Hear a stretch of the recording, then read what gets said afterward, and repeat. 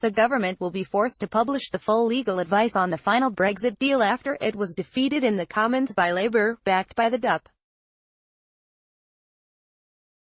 Ministers conceded defeat by ordering Conservative MPs to abstain in a Commons vote, after it became clear they would lose any attempt to stop the disclosure when the DUP said it would support the move.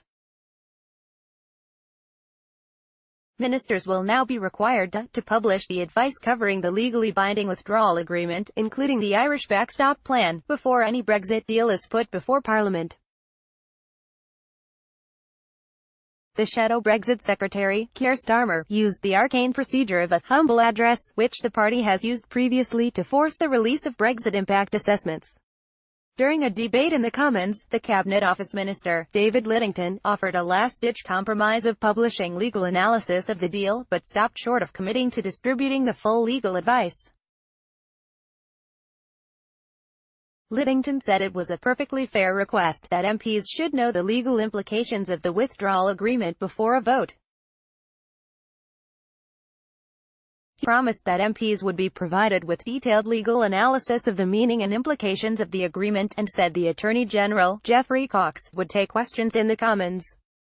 However, Labour refused to accept the compromise, and the Tory whips then instructed MPs to abstain, rather than risk a humiliating defeat. The motion was passed without a vote.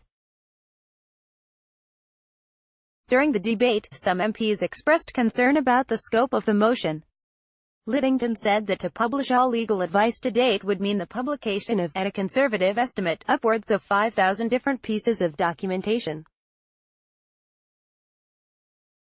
Starmer underlined that Labour was requesting the final advice provided by the Attorney General to Cabinet concerning the terms of any withdrawal agreement.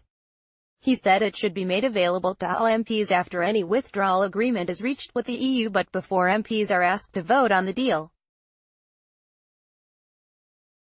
"We are not calling for the legal advice to be published in its draft form or as it is given, on a rolling basis," he said.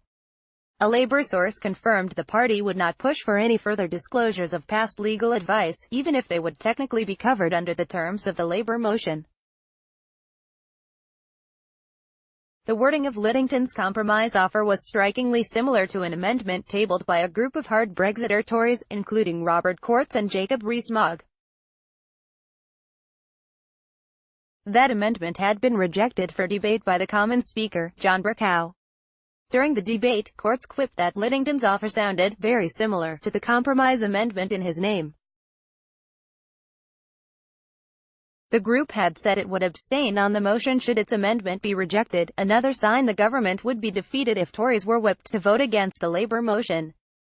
The former Tory minister Anna Soubry, a prominent pro-Remain MP, angrily asked why MPs had been instructed to abstain, saying, "Who is running this country, the government or the ERG?"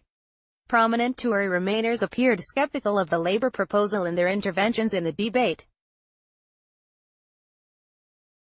Dominic Grieve, the former Attorney General who led rebel efforts to force a meaningful vote on the final deal, said he had great sympathy with the anxieties but said the proper practice would be government publication of the legal position after the negotiations were concluded. "And if that differs from what the Attorney General has advised, I'd expect the Attorney General to resign forthwith," he said. The DUP had said it would instruct its MPs to vote with Labour. The Tories rely on votes from the Northern Irish Party in order to command a majority. The DUP Brexit spokesman, Sammy Wilson, said, "If we're going to make a decision on this, it's a most important decision, then we should know the full implications. It should be spelled out to the public. The people of Northern Ireland and the people of the UK should know, is the government binding you to an arrangement which will be impossible to get out of collectively or just for the people of Northern Ireland?